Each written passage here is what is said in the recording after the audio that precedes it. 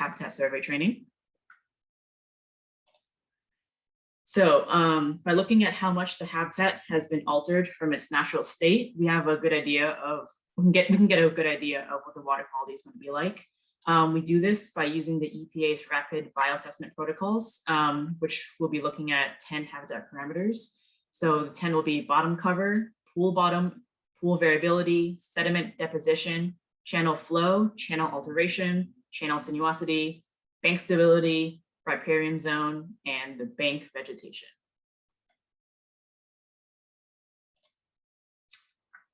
So first, in order to assess each habitat parameter for your field site, we're going to have, we have 2 forms that we'll put on our website, the A2 forms.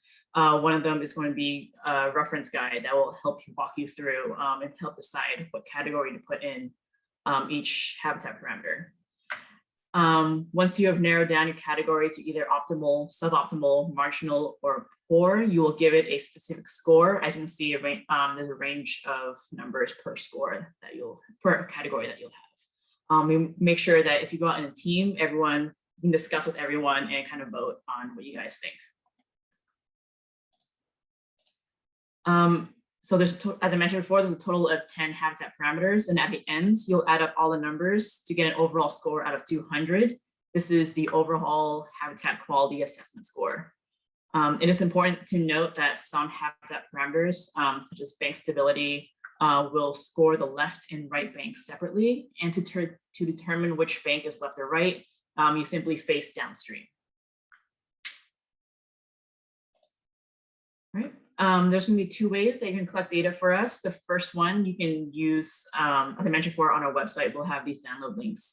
You can use these A2 forms to fill it out. This one is the one that you actually fill out for us, and this is the reference guide that will help you choose which category to put each habitat parameter in. A second method is to use Survey 123. You can easily download that from the App Store or the Google Play Store. And then you can log into the app using this username and password. Don't worry about like copying down now. I can always give you this information later if you choose to use our Survey 123. But just to mention also on our form here, it will also have the same reference guide built into the app. So you don't have to worry about printing out the guide. All right, so we're going to start talking about specifically what each of these habitat parameters are. For bottom cover, we're going to look at the quantity and the variety of the natural structure that's in the stream. So things like large rocks, branches, or trees that are in the stream. As a variety and of cover decreases, habitat structure becomes monotonous and diversity will decrease. And the potential for recovery following disturbance decreases. So just to give an example, an optimal score for bottom cover is looking for a greater than 50%, where the bottom has a nice variety of habitat structure, while poor would be less than 10%, and the bottom has a nice variety. Next is the pool bottom. This is going to look at the type and conditions of bottom substrates of the pools. An optimal habitat will have a mixture of gravel and firm sand, root mats, submerged vegetation, while a poor habitat will have just hard clay or just pure bedrock. If the pool substrates is uniform throughout the stream, this means that there'll be fewer types of organisms. Pool variability is looking at the overall mixture of pool types according to size and depth. The more variability, the more diverse the aquatic communities will be. So of course, if optimal, you want to be looking for if pools of different sizes, different depths. If you find a stream that's just very small, shallow pools, then, or no pools at all, then obviously that's going to be a poor score. For sediment deposition, we're going to see if there's any sandbars or sand islands that are just in the middle of streams, as you can see pointed out by arrows here, which diverts the flow, and then you see how much of the bottom of the stream is loose sand or sediment. Accumulation of sand or sediment may fill runs in pools, which obviously then will reduce the amount of habitat that organisms can then take over.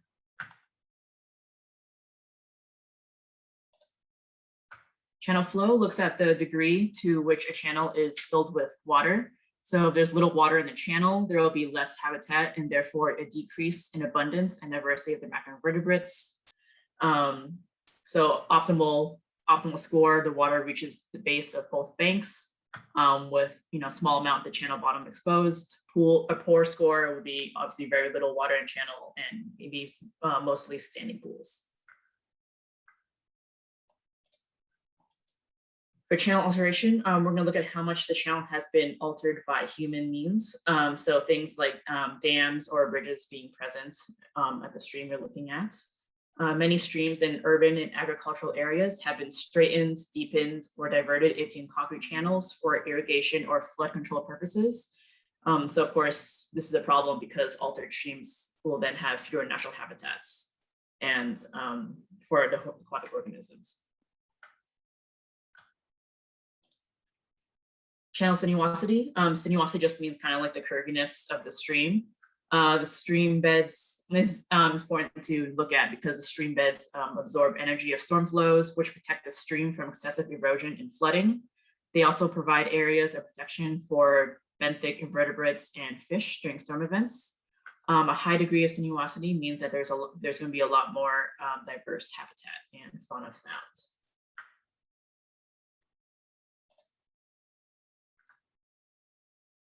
For bank stability, we're going to see how much erosion there is along the banks. Signs of erosion include crumbling, unvegetated banks, exposed tree roots, exposed soil, or if a bank is eroded, it indicates a problem in sediment movement, a scarcity of cover and organic input into the streams.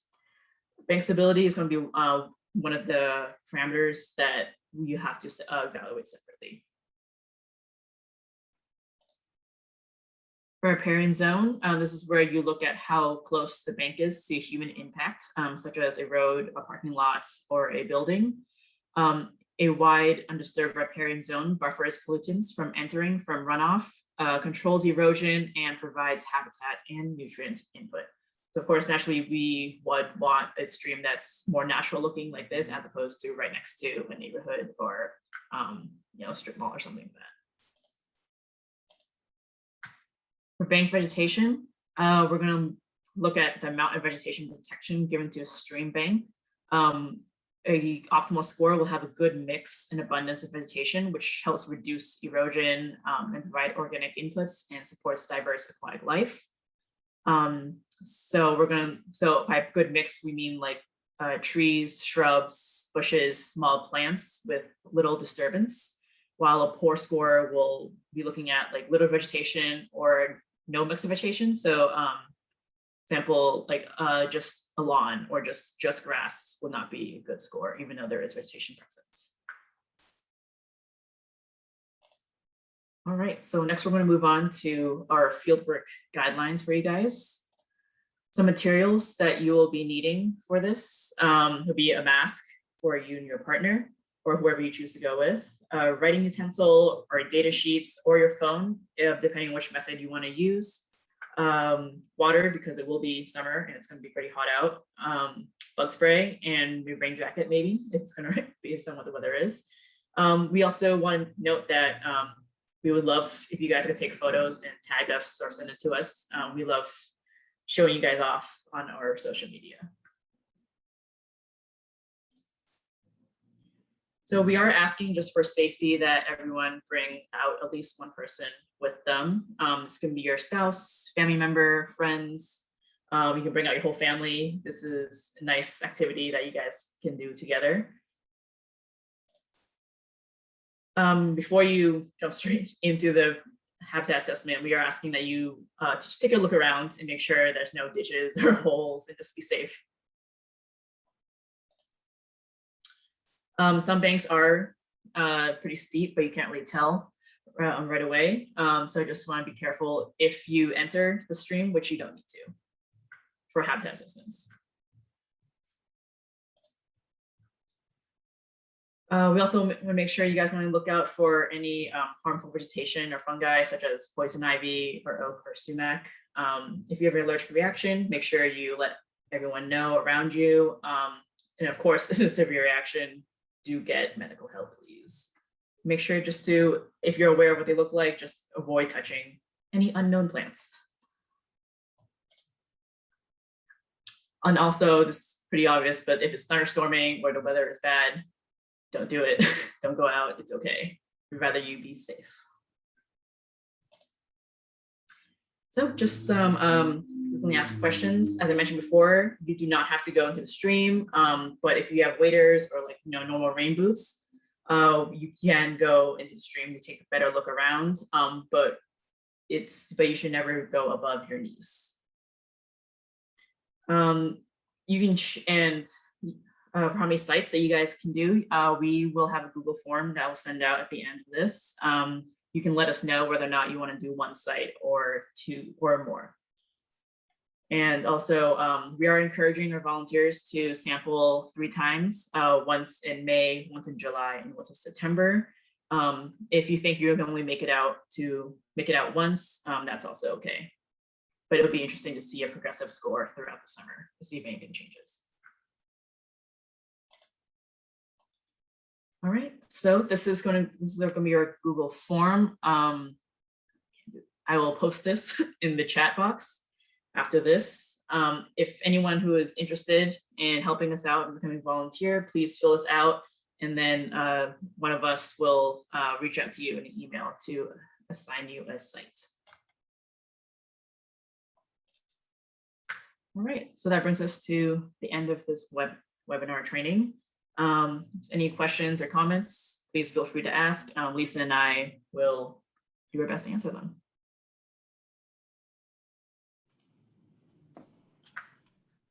Yeah, I have a question. Yep. I have the Survey 123 app for the, the water sampling. And so would you assign that to me? I don't see that form you talked about in there. Yep. You will have to download that form, Adrienne. Can you go back to, Iris, can you go back to that slide where it has that? There's a little button in the upper right-hand corner. Once you're signed in, that is like a download forms button, and you'll download the one that's called Habitat Assessment in addition to the VMM one. And just a heads up, the form isn't accepting anything right now, obviously, because we haven't started and because we haven't specifically chosen all of our sites yet. So once we have settled everything, I will be updating the form with all of our site assignments. Okay, thank you.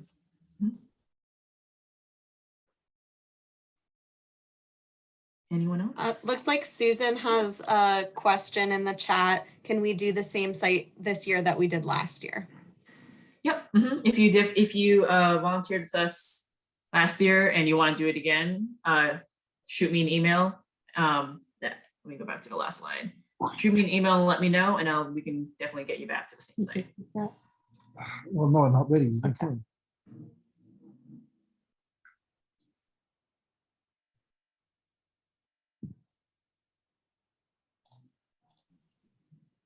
So when does this start again, please? Or when would be the first time we would do this? Lisa, you. Yeah, so we're suggesting that we'd love to get your habitat assessment scores from the same stream 3 times throughout the summer and fall. So we suggested in May, in August, in May, in July, and September, so that they're a little bit spaced out in case things change over the course of the summer. But if you can only do one of those, then that's fine as well. But it should be a pretty quick, assessment. Usually takes me like maybe 30 to 40 minutes. I think we spent more time. We went as a family arguing over the ratings rather than, that took more time than anything else, reaching consensus. Hopefully after you've done it once, it does get a little bit easier, especially if you're going back to the same site over time. And we took the dog too. We all went, so. Oh, excellent. How many sites are there total?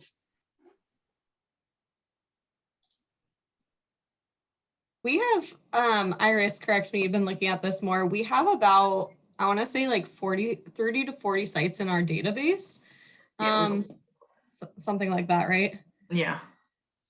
So there's plenty to do. But as Iris mentioned, if there's a site that we don't have that you're interested in sampling, maybe it's a stream that's close to your house or something like that, we're happy to have that become a site as well.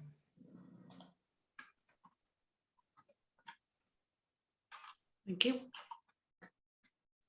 And I just posted the Google form in our chat. So feel free, if you're interested, to fill it out and we'll try to get back to you with your site assignment.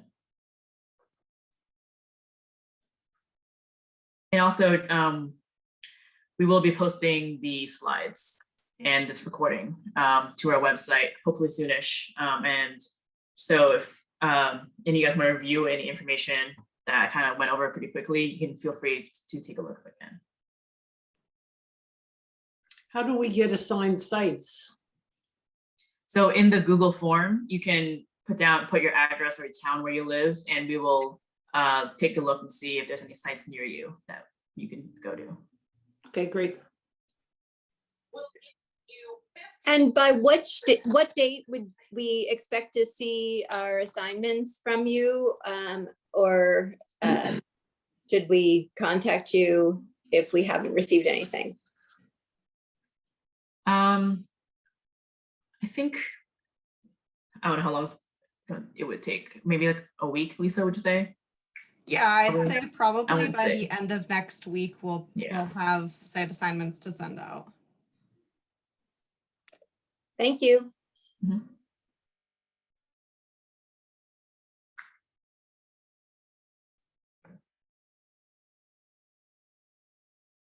All right.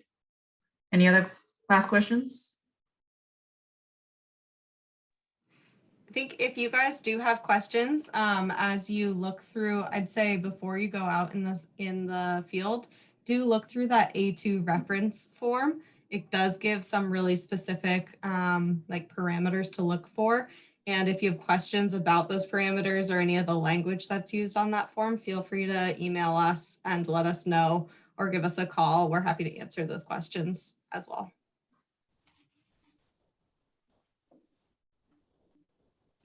Thank you. Yep. All right. Thanks, everyone. Hope you have a good evening. And of course, just as Lisa said, any additional questions that you have that you think of after this, feel free to reach out to us. Thank you. Okay. Thank you. Thanks.